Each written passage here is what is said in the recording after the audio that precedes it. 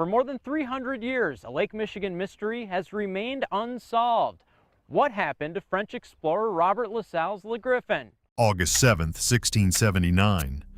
La Salle launched the first ship ever to tame the wild Great Lakes, hauling 7 cannons and a mountain of royal ambition above Niagara Falls.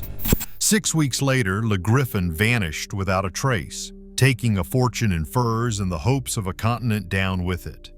Was this the birth of North America's greatest maritime legend, or a cover-up that rewrote history? Nearly 350 years on, each new clue only deepens the mystery and raises the stakes. If the truth was buried, whoever survived made certain the Great Lakes would keep their oldest secret. So how did an impossible shipbuilding triumph turn into a puzzle that refuses to be solved? Like Griffon is probably the most sought-after shipwreck in the Great Lakes. To Great Lakes ship exploration, it'd be like finding Noah's Ark. René Robert Cavelier, Sieur de La Salle, stood at the edge of a continent's unknown heart, convinced that the future of New France depended on a single gamble. He would build a ship where no European vessel had ever sailed, and open the Great Lakes to commerce, empire, and ambition. In 1679, this was not just an engineering challenge, it was a declaration.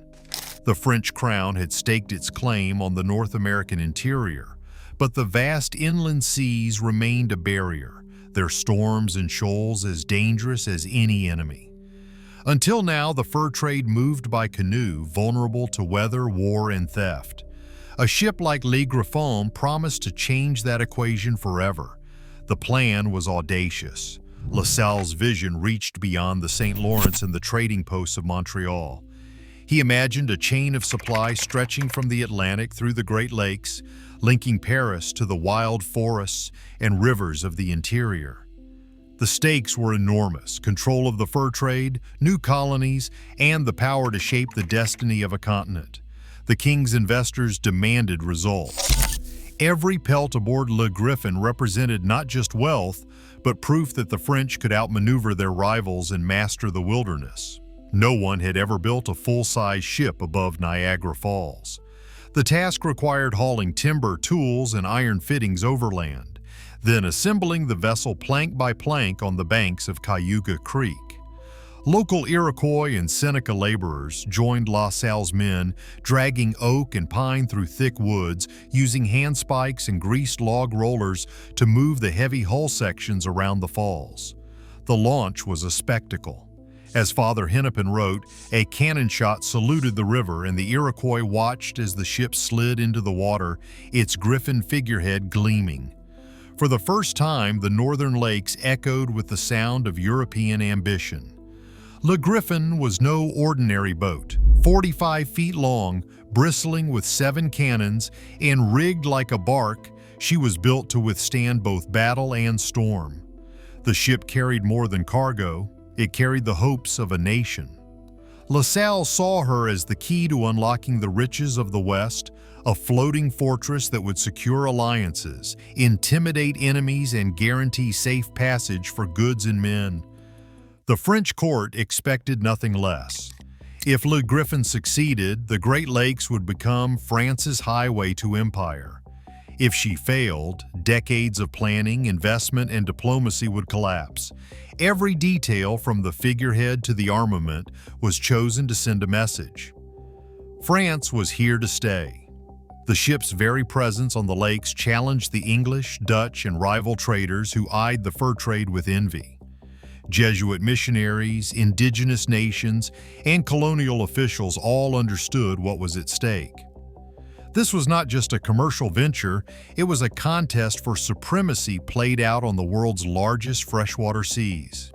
As the ship prepared for her maiden voyage, the mood was a mix of triumph and anxiety. Success would mean a new era for the French in North America. Failure would echo far beyond the silent forests and rocky shores. Le Griffon was more than wood and canvas. She was a promise, a risk, and a symbol of everything the French hoped to build or lose on the edge of the unknown. Timber groaned under the weight of ambition. On the banks above Niagara Falls, a team of French craftsmen and indigenous laborers worked side by side, shaping the forest into a vessel meant to defy both river and rival.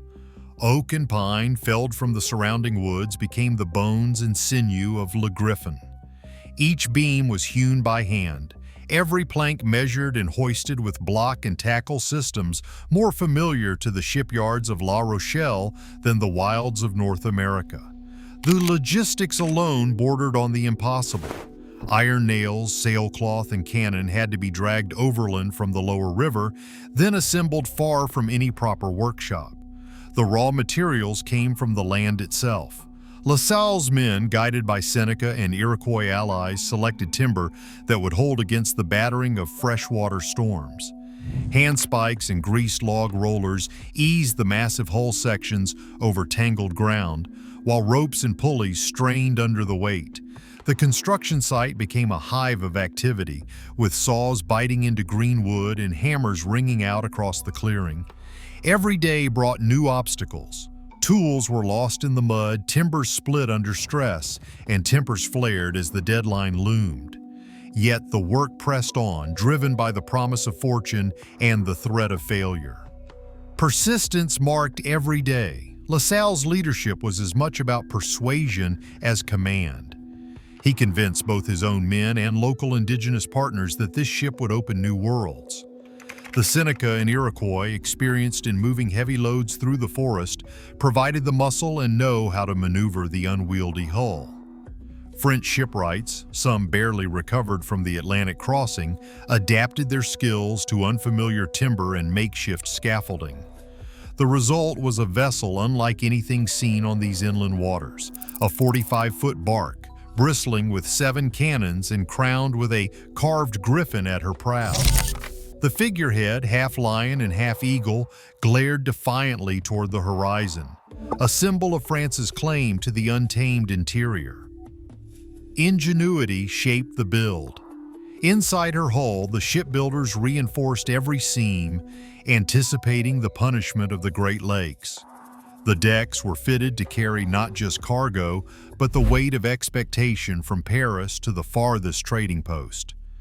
Cannons were mounted fore and aft, their presence a warning to any who might challenge the new order. The rigging, painstakingly assembled from imported rope and local fibers, rose above the treetops, a forest of masts in a land of ancient pines. When the final plank was set and the last nail driven home, the launch became a spectacle. Father Hennepin recorded the moment. A cannon thundered across the water, echoing through the trees. The Iroquois watched as the vessel slipped into the river, her hull cutting a path through the shallows. For the first time, the lakes trembled with the presence of a European ship. The air was thick with the smell of fresh-cut wood and gunpowder, the sense that something irreversible had begun. Le Griffon stood ready for her maiden voyage, a testament to ingenuity and persistence. The forest had been transformed into a floating fortress, armed and provisioned for the unknown. Every detail, from the block and tackle that raised her frame to the figurehead that led her bow, spoke of a gamble against nature and time. The wilderness had yielded a ship, but the real test, surviving the lakes and delivering on La Salle's promise, still lay ahead. 12,000 pounds of beaver pelts, bundled in waxed hides and stacked below deck, pressed against the timbers of Le Griffon.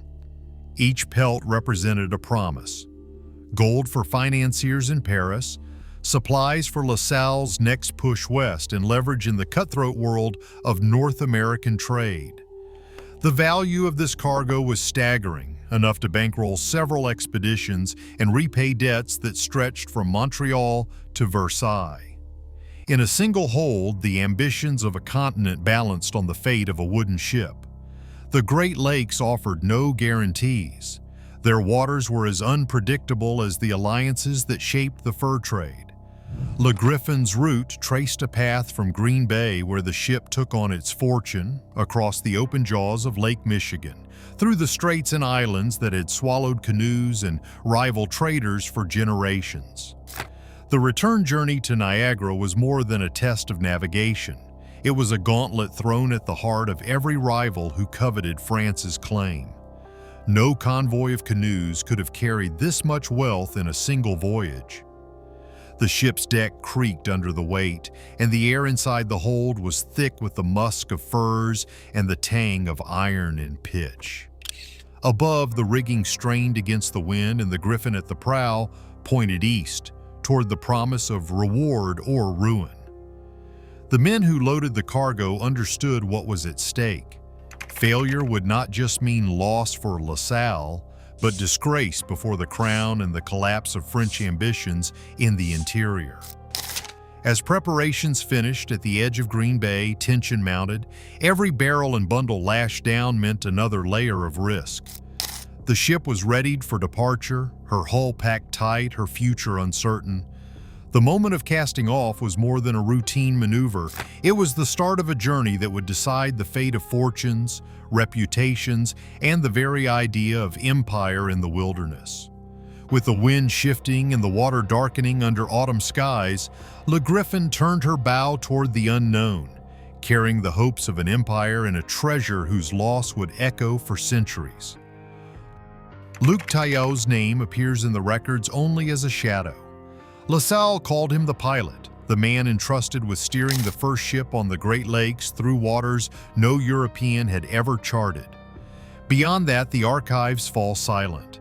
There are no birth records, no parish entries, no notarial contracts, or crew lists that confirm who he was or where he came from. Not in Montreal, not in Quebec, not in the shipping manifests of France or the fur company's ledgers. All that survives are the suspicions that trailed him after the ship vanished. La Salle's letters, written in the months after Le Griffon disappeared, hint at unease. He believed the pilot had been won over by our enemies and might have scuttled the vessel for profit. The words are careful. He wrote the French phrase "je crois," meaning I believe, not I know. There is no direct accusation, only the echo of doubt. Later chroniclers repeated the story, layering on rumors of past shipwrecks and questionable loyalty, but none of it is backed by evidence outside La Salle's own writings. No court proceedings, no disciplinary actions, no testimony from crew or rivals, just the growing legend of a pilot whose past is as lost as the ship itself. 6 men sailed with Taillot on that final voyage, each one a cipher in the records. Their names, like his, dissolved into the silence of the lake. The only details that emerge come from La Salle's frustration, his reports of disputes over navigation, warnings ignored, and a crew eager to prove the ship could outmatch any storm. Some historians argue that the absence of hard facts is itself telling. In an era when even the smallest infraction could land a sailor in the notarial books, Taillot leaves no trace. Was he an alias, a runaway, or simply a man whose story was never written down? The rumors persist because the gaps invite them. A pilot with no past, a fortune in furs, and a vanished ship, these are the ingredients of suspicion. La Salle's financial ruin and the loss of royal confidence depended on what story would be told. If the ship was lost to nature, he could plead bad luck. If it was lost to treachery, blame could fall on a man who, conveniently, left no record behind. Every search for Taillot's history only deepens the mystery, and every theory about sabotage or theft circles back to a pilot who exists only in the margins of someone else's disaster. On the morning of September 18, 1679, Le Griffon slipped away from the shelter of Washington Island, her sails swelling with the first breath of autumn wind. The water beyond the straits churned, restless and gray, as the ship's prow pointed east into open lake. Local Potawatomi traders gathered on the shore watched the vessel fade into mist. They had warned the crew of an approaching storm, winds rising, clouds stacking along the horizon, but the warnings went unheeded.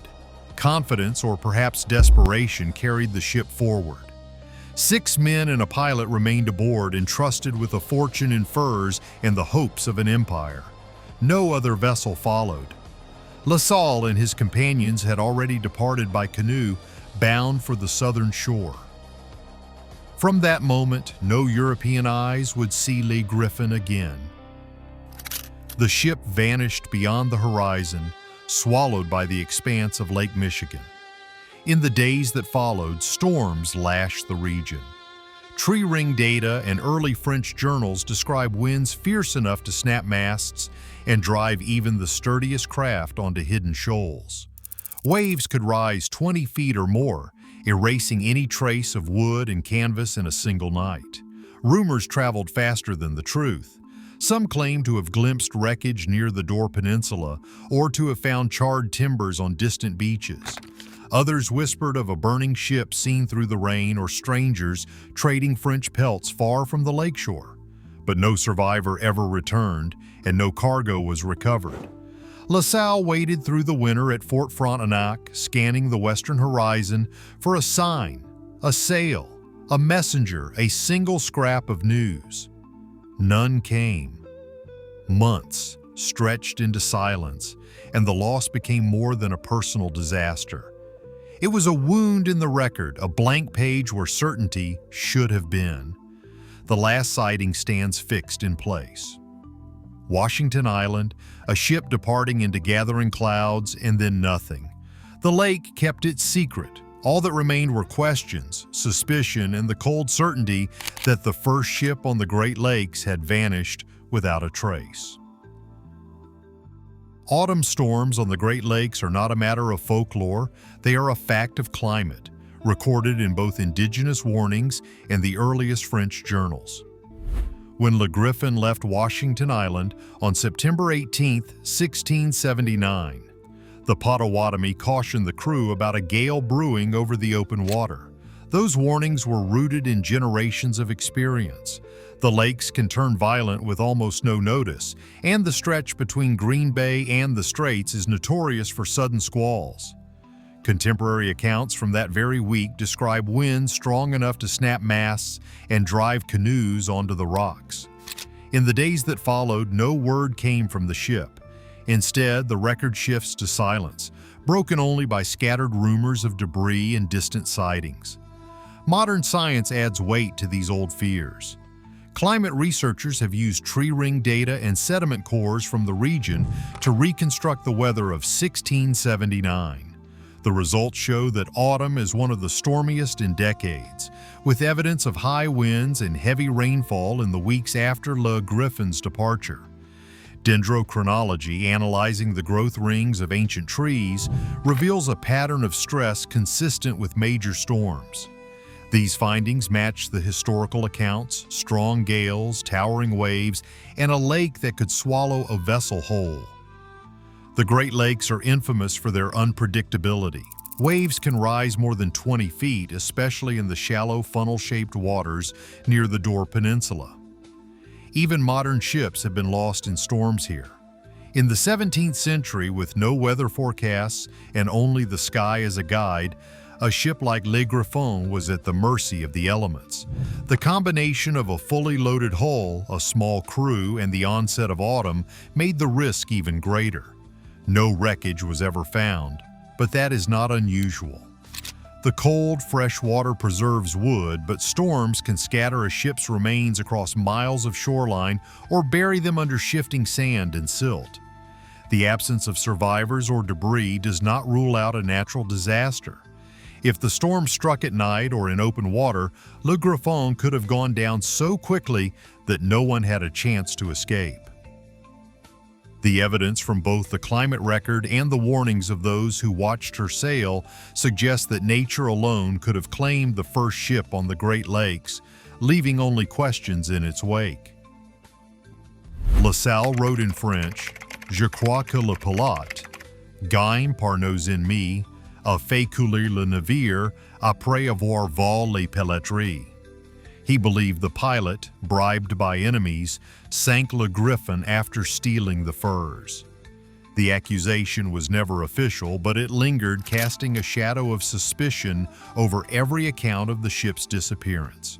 The stakes were enormous. A hold packed with furs, their value enough to erase LaSalle's debts, fund future voyages, and reassure investors in Paris. For men facing an uncertain future on the frontier, the lure of such a fortune was hard to ignore. The identities of the 6 men who vanished with Le Griffon remain a mystery. LaSalle's letters hint at a divided crew, a pilot at odds with his commander, and a climate of suspicion. Luc Tayau, the pilot, is a ghost in the records. No birth, no parish, no trace before or after. His silence is telling. If anyone could slip away with the ship and its cargo, it would be the man steering her through the inland seas. Stories rushed in to fill the void. Some claim the crew grounded Le Griffon on purpose, stripped her of furs, and slipped south by canoe, hoping to trade with outlaws or indigenous partners along the Mississippi. Others whispered that Tayau was working for rival traders, or that Jesuit missionaries, wary of LaSalle's ambitions, had turned the crew against him. The lack of bodies, wreckage, or cargo left every theory open, unconfirmed. Intrigue was woven into the fabric of French colonial life. Traders and missionaries filed complaints against LaSalle, accusing him of reckless leadership and dubious companions. The fur trade thrived on secrecy, with fortunes vanishing along hidden river routes and backwoods posts. In this world, mutiny for profit was not a stretch. LaSalle's own motives complicate the story. Facing ruin if news of mutiny reached Paris, he chose his words carefully, saying, "I believe rather than I know." The ambiguity shielded him, shifting blame to a vanished crew and a pilot whose identity dissolved into the wilderness. The truth, if it ever surfaced, disappeared with the furs, leaving only suspicion and the question, was Le Griffon lost to the elements or to betrayal? In the power struggles of New France, the disappearance of Le Griffon became more than a maritime mystery. Rival traders and Jesuit missionaries, each with their own agendas, watched LaSalle's venture with suspicion and with hope for his undoing. The fur trade was a ruthless contest. Every shipment threatened someone's profits, and every monopoly stirred resentment. Merchants in Montreal, frustrated by LaSalle's royal favor, sent repeated petitions to Versailles. They accused him of reckless leadership, claimed he risked the king's property, and questioned the loyalty of his men. The loss of Le Griffon and its valuable cargo gave these rivals ammunition to argue for the end of LaSalle's monopoly and a return to open competition. Jesuit missionaries stationed deep in the Western missions viewed LaSalle's expeditions as disruptive. Their reports described uneasy alliances with indigenous nations, strained further by the arrival of traders. The Jesuits warned that LaSalle's ambitions threatened the fragile peace among the Iroquois, Potawatomi, and Huron, and risked igniting conflict for the sake of profit. Rumors circulated, never proven and always denied, that Jesuit influence may have encouraged local nations to resist LaSalle, or that sabotage plots were whispered in intercepted letters and coded messages. The Iroquois Confederacy, determined to defend their territory, watched the lakes closely. French colonial records mention threats, intercepted couriers, and even a foiled attempt to burn Le Griffon before it ever sailed. One account describes LaSalle discovering a plot to torch the hull, forcing him to launch the ship ahead of schedule. After the disappearance, stories spread of furs traded far from the lakeshore, strangers with French goods in distant villages, and sightings that suggested the cargo had not vanished with the ship. None of these tales could be confirmed, but each added to the sense that sabotage was more than a rumor. LaSalle, under pressure from investors and the Crown, kept his reports vague. Admitting to sabotage would mean disgrace and financial ruin. Instead, he blamed fate and unnamed enemies, while his rivals seized the moment to undermine his reputation and push for a new order in the fur trade. In this shadowy contest, a lost ship became a weapon in a larger war for control. Deep beneath the surface, the Great Lakes offer a kind of time capsule that few other waters can match. Cold, fresh water slows decay to a crawl. Unlike saltwater seas, these inland lakes hold almost no shipworms, the tiny creatures that devour wooden hulls elsewhere. In these conditions, a ship lost centuries ago can remain nearly whole, its timbers preserved, its ironwork still recognizable after hundreds of years. This is why, even after more than 3 centuries, experts still believe Le Griffon could be waiting, intact on the lake bed, hidden beneath layers of silt and zebra mussels. Academic archaeologists point to cases where 19th century schooners have been found upright, their decks and cargo undisturbed, as if the crew had just stepped away. The same preservation could apply to a 17th century bark. The cold, low oxygen depths act like a vault, sealing away evidence from the storms and scavengers above. But this perfect environment also brings new challenges. Invasive zebra mussels now cover nearly every wreck, sometimes in layers inches thick. Their colonies cling to wood, iron, and even stone, making it almost impossible to distinguish one vessel from another without painstaking removal and analysis. For modern search teams, this means every sonar contact is both a promise and a puzzle. A well-preserved hull might be Le Griffon, or just another lost freighter from the age of steam. Archaeologists rely on careful documentation and scientific testing, hoping to find construction details or artifacts unique to the ship La Salle built. Technology has made it possible to scan vast stretches of lakebed, but it cannot guarantee the answers. The lakes protect their secrets well, and even the most advanced tools are often stymied by mud, mussels, and the sheer number of wrecks waiting in the dark. In the early 2000s, hope surged across the Great Lakes. Steve and Kathy Libbert, a husband and wife team of amateur explorers, announced they had found the wreck of Le Griffon near Tobermory, Ontario. Their claim rested on a thick, waterlogged timber pulled from the lake bed and bristling with old wooden pegs.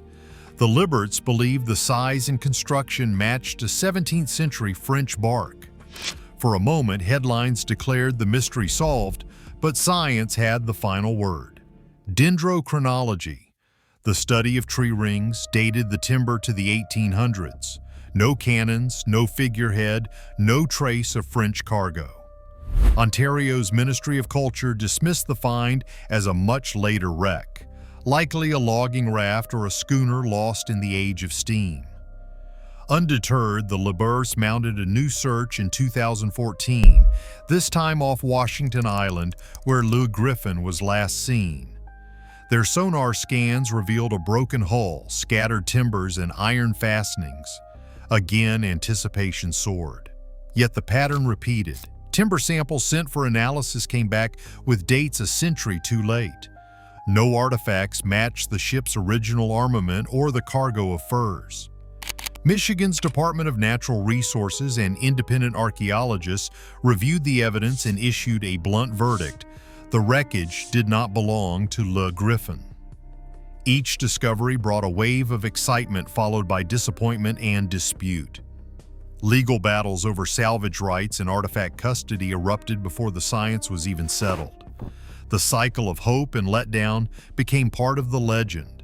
For every new sonar contact, there is a new round of claims and a new round of heartbreak when the evidence falls short. The Great Lakes keep their secret, while the searchers, undaunted, return to the water, convinced that the next dive will finally break the spell. The search for Le Griffon has become more than a quest for lost timber and iron.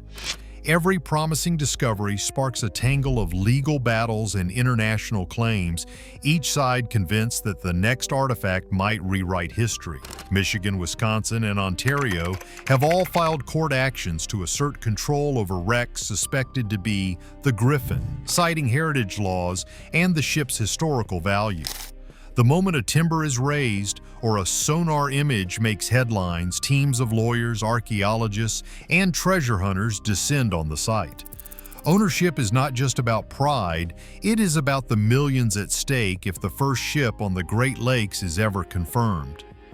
Beneath the courtroom drama, the legend of Le Griffon has grown roots that reach deep into local folklore. In lakeside taverns and marinas, stories circulate of a ghostly bark seen in the fog, its crew doomed to sail forever. Some say the ship appears before storms, a warning to those who would challenge the lake's power. Maritime historians point out that these tales began in the 1800s, when commercial fishermen and steamboat pilots reported glimpses of a three-masted vessel vanishing into the mist. 346 years have passed since the ship vanished. In that time, the Great Lakes have claimed more than 6,000 wrecks, but none has inspired such obsession or controversy. Each new generation of searchers arrives armed with better technology and higher hopes, only to find the same silence waiting below. As one historian put it, the Griffon is the founding ghost of the lakes, a riddle that belongs to everyone and no one, kept alive by lawsuits, legends, and the stubborn belief that the truth is still out there, just beyond reach. 3 centuries on, Le Griffon's fate still eludes us. While sonar and law books pile up, the oldest shipwreck on the continent remains unclaimed. As new technologies probe deeper, each false lead reminds us that some secrets outlast even our best tools. The Great Lakes hold their silence, challenging every generation to separate fact from folklore. In the end, the search says as much about who we are, restless, relentless, never satisfied, as it does about what was lost. Share your theories below.